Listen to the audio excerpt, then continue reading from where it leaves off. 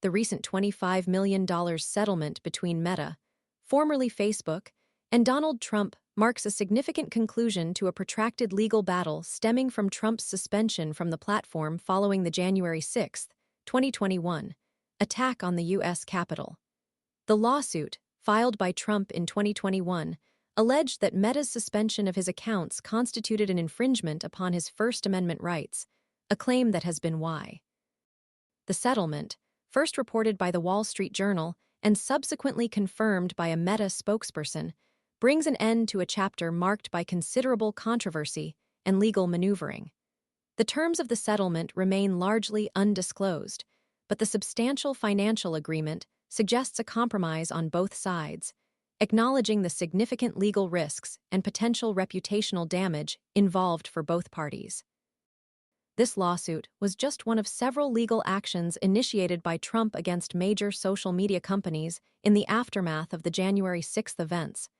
He similarly targeted YouTube, Twitter, now X, and their respective executives, alleging similar violations of his free speech rights.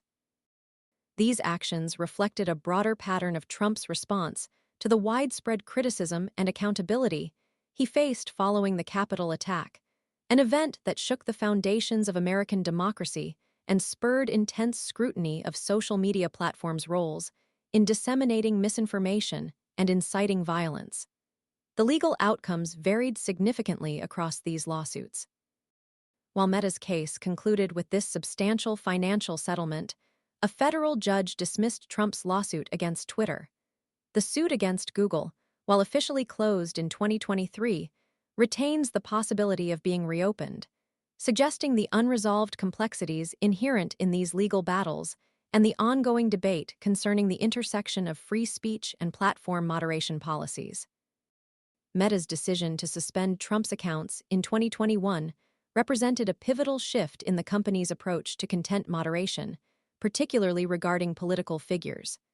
Prior to this, Meta had largely adopted a hands-off policy, prioritizing freedom of expression over the potential risks associated with allowing controversial or potentially harmful content to proliferate on its platform. However, the events of January 6 forced a reassessment.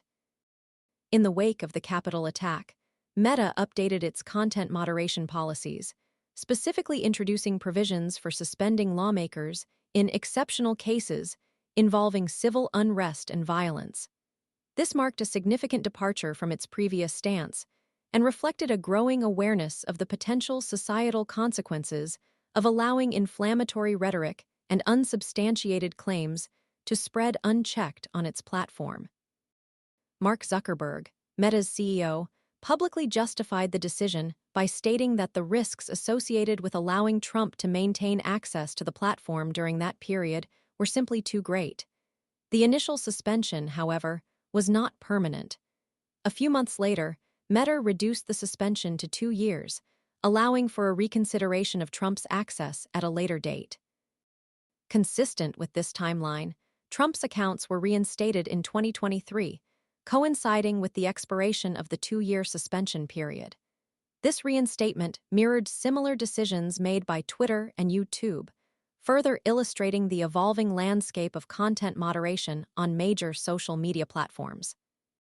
Shortly after reinstating Trump's access, and following a visit to Florida, Zuckerberg made a considerable public announcement, signaling Meta's intention to further relax its content moderation policies and permit a wider range of political content.